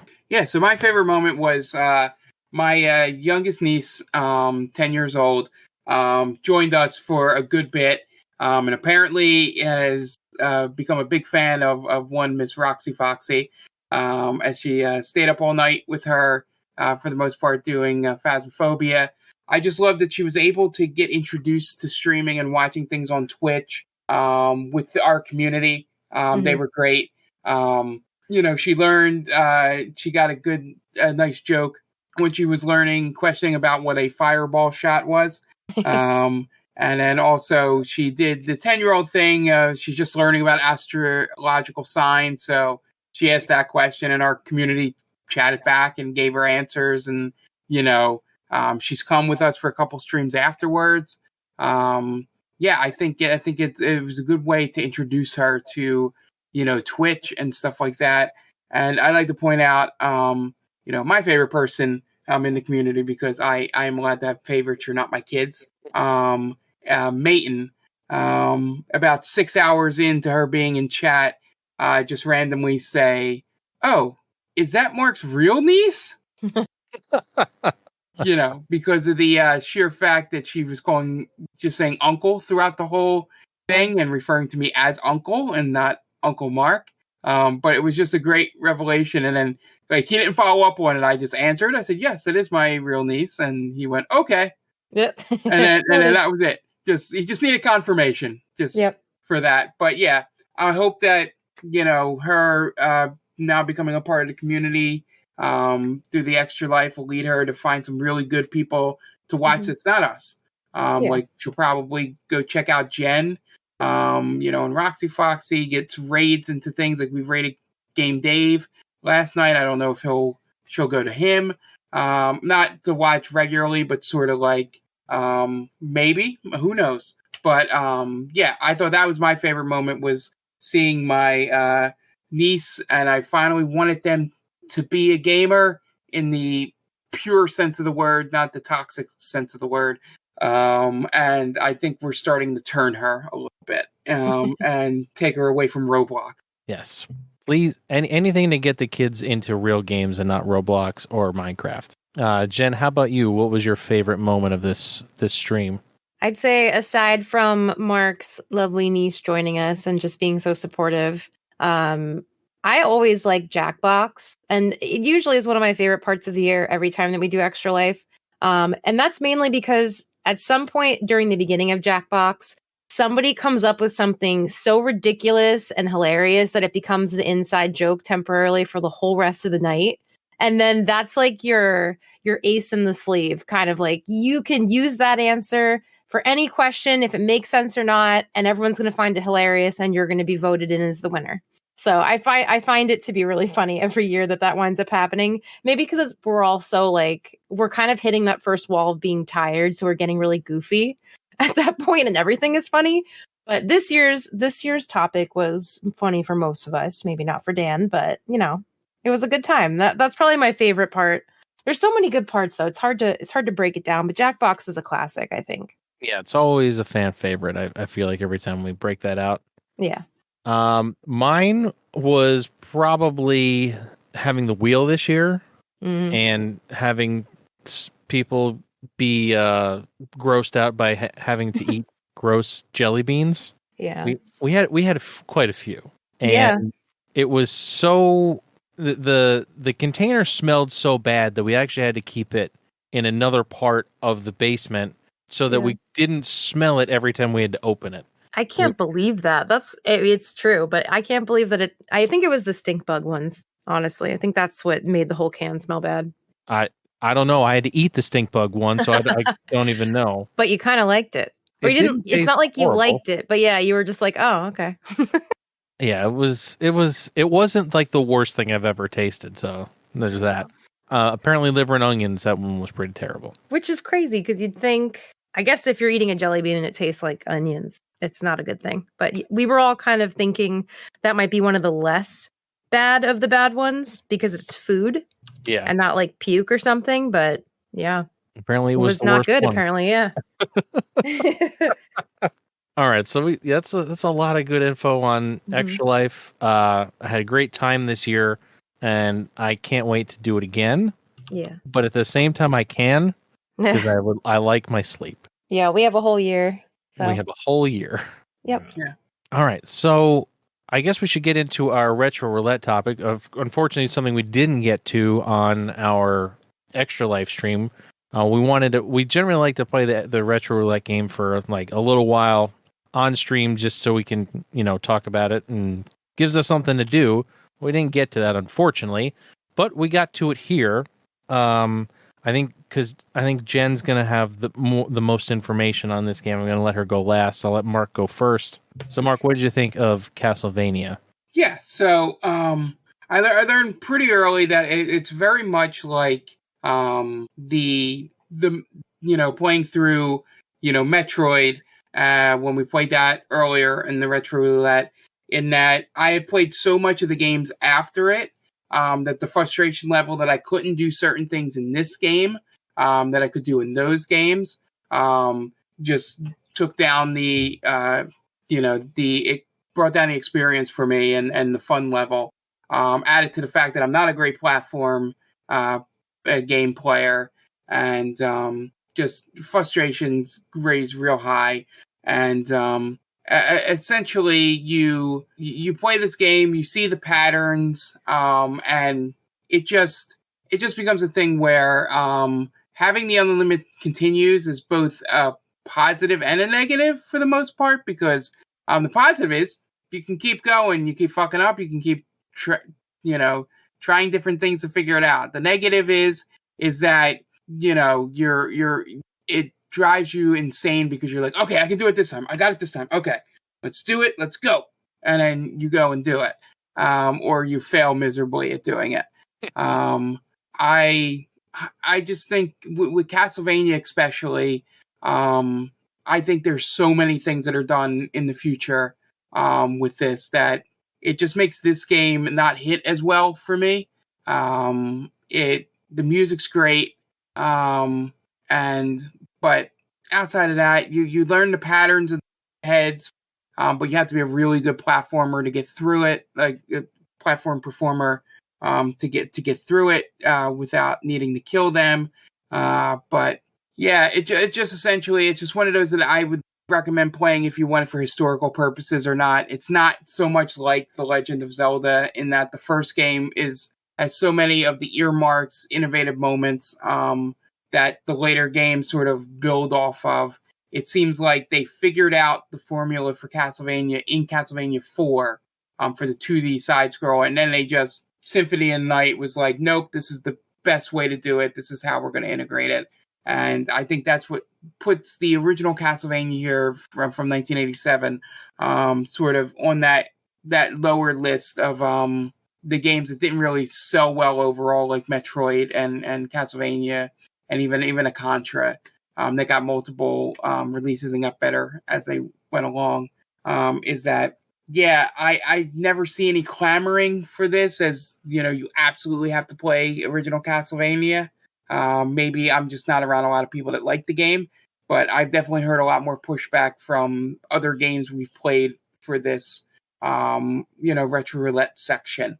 Yeah, it's essentially a solid game, but just way too frustrating because of the the system it was on. Yeah, I definitely understand where you're coming from with that. Castlevania has its quirks, where things like not being able to walk downstairs without pressing down on the D-pad, or knockback, and your chain being too slow, or Medusa heads, or birds, or falling out of rhythm with Medusa heads or birds is. Once you do that, you might as well just let them kill you and then start over. The music is incredible. I always say that. I feel like I say that every Retro Roulette game, but Castlevania is special just because of the music that in this game has gone on to pretty much every other Castlevania game. So it was that good and that iconic that it continued on throughout the series, and it deserved to. It was incredible. It's got a cool setting. It's different. It's a lot different than most NES games. I feel like older NES games are really bright and they're really meant for kids, and this kind of felt like it was one of the first games that kind of were aimed towards more adults than kids, which is interesting, especially in that day and age, because video games were all for kids always back then, and I feel like that's something that has changed over the years, but it has its ups and it has its big downs. If you watched me on stream, you could tell I was getting frustrated by not being able to figure out patterns quickly. And this is one of those games where back in the day, you sat down and you played it for 4 hours and you learned the levels and you learned how things worked. Yeah. If I had that kind of time now, I would love to do that, but I just don't. So I can only be as good as my natural ability is when we're playing this stuff on stream. But overall, it's a good game. It's not a bad game. It's just the first in a series where I feel like it's gotten a lot better, and a lot of stuff has grown from this game. But overall, I think it's good. I'm really curious to hear what Jen has to say. Break your heart, Tom. Oh no. I really didn't like this game. No. I didn't like it. Yeah. So as you mentioned, the music, of course, is always one of my favorite parts of Castlevania games. So that was one of my positives. I don't think I played a Castlevania game yet where I was like, the music's all right. Like, I always absolutely love the music. And I think Mark mentioned this before, but like the sort of unlimited continues that it offers you, where if you die, you can start in the beginning of that level, basically. I really appreciate that. I was actually very surprised by that. But that's really where it ends for me with positives. Hit me with the negatives. Yeah, before I continue, I just want to say that a lot of these things may be either things that I haven't gotten to in the game ability-wise. I'm not sure if there's more things to unlock, might be the wrong term, but I might not have, picked up things that made me strong enough or, able to do some of these things. So if I mention something that you unlock eventually, you could stop me. But I think one of the most annoying things is that you can't jump while you're swinging your chain. It's either one or the other. So a lot of the candelabras, I noticed right off the bat, those were kind of tricky to hit if they were higher up, which isn't obviously a huge negative. And I also don't like how you can't shoot up with your chain, but I'm pretty sure most of the games that involves chains from NES, I don't think you really have that ability in the first place. I think it takes way too long between actions to switch directions. So when you're kind of in the middle of groups of enemies running up on you from both sides, or if there's one of those panthers or wolves, whatever those crouching animals are that run at you, I feel like there's very little time to either turn around or crouch if you need to and swing your blade without, while preventing damage. I think the stupid bats that come out of nowhere, like they're not even off screen, which is bullshit enough, but they just appear in the middle of nowhere, in the middle of the map, and they swoop down at you. Like I feel like it's impossible to avoid taking damage from them. Unless you know they're coming, which is the whole thing. Exactly. Yes. Jumping in general is pretty awful, I feel like, in this game. You can't do a run and then jump repeatedly, like if you're trying to jump to multiple platforms to avoid getting hit, because it's very delayed and it doesn't recognize that you're like, you landed and then you're jumping again. Like you actually have to jump, stop, run, jump. So I wasn't prepared for that. So I was sliding off the ledges. I was just straight falling off. There was a moving platform. Instead of stopping when I wanted to stop, I just walked right off the edge and died. And that was that. And you can't like turn your body in midair when you jump. It's just little things that obviously you get used to if you keep playing the game. But to me, it just is really irritating that I can't do these things right off the bat. Yeah, one of my biggest problems with Castlevania also is that you have no momentum. Right. There's like if you start moving and jump, you kind of just fall straight down like a rock. You don't you can't really gain momentum and jump further. You have a set distance you can jump and that's it. Yep. Like walking and then jumping doesn't do anything. Right. Yeah. So it's annoying. And then I found that some of the enemies, like say you're on the bottom level and you have to jump up one or two levels to the next area, and there's an enemy kind of patrolling back and forth. Obviously, the smart thing to do is jump up to the little ledge, wait for them to be far enough away, and then jump up there so you have enough time to hit them before they get close. Except I noticed in a few different situations, when you're ready to jump up onto their level, they turn right back around at you and they wait for you to jump up there to get you. So obviously, if this was real life, that would make sense. But I was like, really? Come on. And then, like you mentioned, falling through stairs is straight up ridiculous. I get having to push up on the D-pad. If that's necessary, fine, whatever. But to have to press down on the D-pad to prevent yourself from falling through a staircase makes no sense to me at all.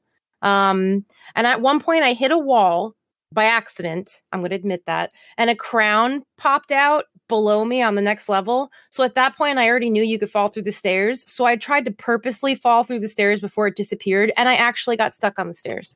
Like I didn't fall through the stairs this one time. And I don't know what it was, but it was probably awesome. And that made me even more mad. So, overall, I beat the first boss. I struggled on the second level. And then I just gave up on the game.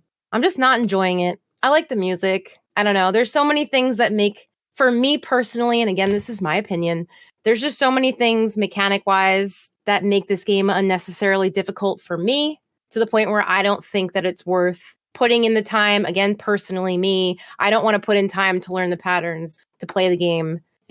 There's plenty of other Castlevanias that I have enjoyed so much more than this, and that's just how I feel. I'm sorry for anyone that is saddened by my slaying of Castlevania. I think it's totally fine because, like you said, there's a lot of other Castlevanias that play a lot better than this, that built on this game. And if someone wants those experiences, they should go play those games. But that's why we do this, because we get to learn about these games and see if we would have liked them or hated them. And that's the thing. I feel like I try to put myself in that mindset. Like, it's 1987. Right. This is the first time I'm seeing a game like this. I would have been blown away. And I just feel like I try to at least put myself in that mindset for a little while before I get pissed off at the game and start freaking out about Medusa heads and things like that. Stupid Medusa heads. But yeah, I mean, it's a Castlevania game. It's the first one, so you have to kind of expect some of these growing pains. Yeah. But I guess, Jen, you want to start us off and give us a score? Sure. Yeah. So I'll say this game wasn't the kind of fun because it's difficult retro game. It's so difficult that it's not fun, unfortunately for me. As I mentioned, there's much better Castlevania games out there. I would say if you want to play this just to say you've tried it, that's fine. But unless you're willing to allow yourself and you're able to put in a lot of time and a lot of practice to learn the patterns and you have a lot of patience, I don't think it's worth it. I'd play another game in the series and we'd be happy to give you guys recommendations if you'd like. But the music, again, is great. This game started a great series of games as well. And as you said, thinking about it from 1987, this was probably pretty revolutionary because, like you said, it was kind of aimed at adults. And that's all really cool. So I'm giving it a 2 out of 5 because I was going to give it a lower score. But after talking through this, I decided that it deserved a little bit more. So 2 out of 5. Again, I'm sorry. That's okay. You're allowed to score it poorly. Yeah, I know. Mark, how about you?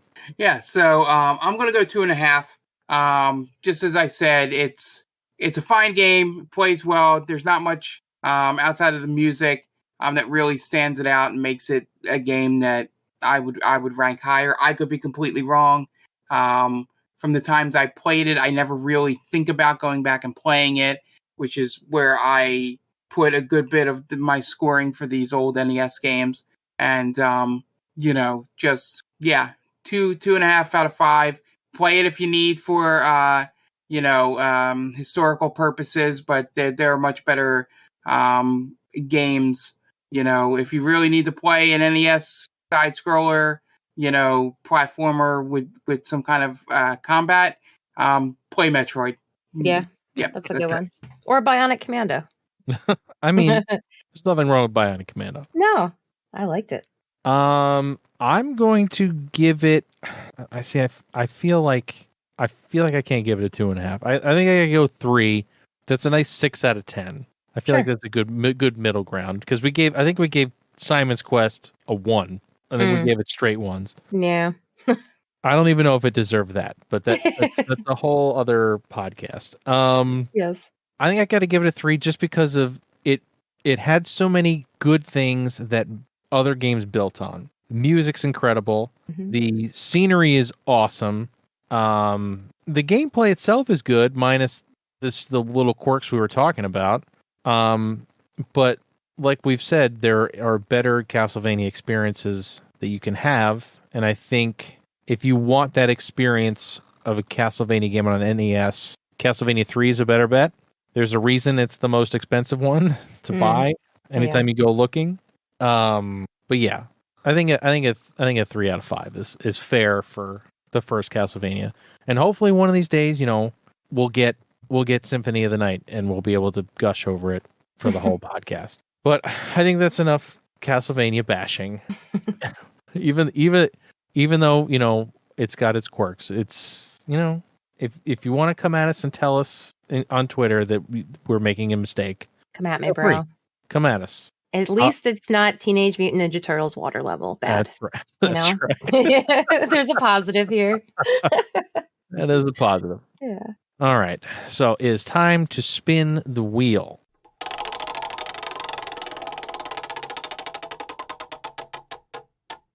All right. We have an interesting one this week. We're going to be playing Klonoa Door to Phantomile for the PlayStation 1. I have no idea what that is at all. Which is why it's an interesting one. Yes. So this is a 2.5D esque platformer. It's like a great. What does that mean? A 2.5D? So, like, the backgrounds are 3-dimensional, Okay. and it Gotcha. kind of looks like it kind of makes it look like you're running around a sphere. Interesting. So it's an interesting style choice. Okay. So this was like a mascot platformer.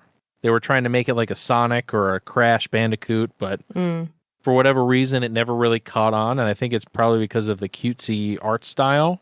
Like males 18 to 25 probably didn't enjoy it as much, so that's probably why it didn't take off. Gotcha. So Tom, is that with a K? Yes. Okay. Klonoa. Klonoa. Okay. Cool. Purchased. So, but yeah, Jen, I think you're gonna enjoy the art style. It's also got like a cute like fake language, Oh, cool. kind of like Simlish. Okay. I'm So down for that. So it should be interesting. I think it got remade at some point on the Wii, but again, it didn't sell at all, so it kind of just disappeared off the face of the earth. So hopefully we can get some more eyes on it, and maybe some more people enjoy it. Yeah, that'd be kind of cool. So yeah, I think that's gonna be fun. If you're listening to this the day it comes out, come watch it on stream at 9 p.m. Eastern. I will be streaming Klonoa, and we'll have Mark joining me, and Jen will be in chat. So come hang out and let us know what you think. Mm-hmm. All right, a lot of stuff going on. If you hadn't listened to Stranger Damies yet, or didn't watch the Extra Life stream, Mark has an announcement for Stranger Damies. So, Mark, if you want to let everybody know what's going on. Yeah, so if you didn't listen to Talking to Strangers or watch the beginning of our Extra Life, we will be airing the final 3 episodes of Stranger Damies, at least for you guys. Unfortunately, there was not a TPK in the session, but the podcast will be coming to the end for you guys. I just felt the grind and the editing just wasn't as fun as it used to be, and I didn't want it to bleed over to making the game not enjoyable. Or not put as much work into that because that would be unfair to my players. So that will air every other Wednesday. I'll try to get it out by the end of the year. But yeah, so it'll be a good time. The episodes came out really well. So you can follow us on Instagram and Twitter at Stranger Damies. Instagram's going to have some photos and updates on when we play sessions. We probably like a little description of what happened, not like full, but like sort of a brief breakdown. And Ant's got his TikTok for the main Damie, so I'm sure there'll be stuff popping up on there, so you guys will be able to continue the story but not have to sit through hour-long episodes. So be on the lookout for that. And then we have our movie podcast, They Call This a Movie, airs every Thursday. You can find us on Spreaker or wherever you get podcasts. We are on Instagram and Twitter at the Main Damie. MainDamie.com is where all of our content lives. Writing, podcasts, anything we do will end up on the Main Damie.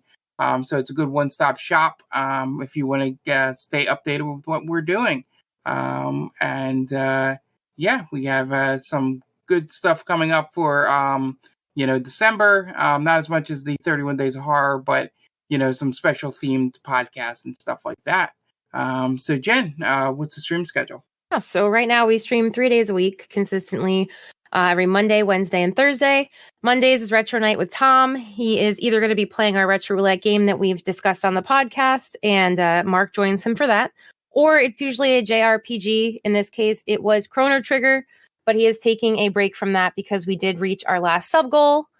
So he is playing through RE2 Remake. So that's a lot of fun to watch. Then Wednesdays, we have our FPS night where the 3 of us jump on. We're currently playing through Halo Infinite, and that's usually a rotating game. We go through a few different ones. And then Thursdays is Mark's co-op night. Currently, Mark and myself are playing through It Takes Two. And then after we are done with that, maybe in about 2 weeks from now, Tom and Mark have something in the works. So, like I said, just 3 days a week currently, but we may be able to add some more days going forward into the winter when, it's cold out and we want to stay inside. So we'll let you guys know on our Twitter account and in Discord if we do that. Yes, a lot of stuff to look forward to. I'm excited. I'm excited for it to get cold, so I don't have as much stuff to do outside. Yeah. All right, before we get out of here, I want to mention that we're an affiliate of Stone Age Gamer. If you have a need for any retro console accessories, whether they be controllers or cables or flash carts or power supplies, head on over there via the link in the description of this podcast. And if you purchase something through that link, it gives us a little kickback, and it allows us to make this podcast and our streams better for you guys. So I want to thank everyone for hanging out with us. Please be safe out there, and hope you're all well. And for Mark and Jenny, I'm Tom, and we will catch you guys in the next one.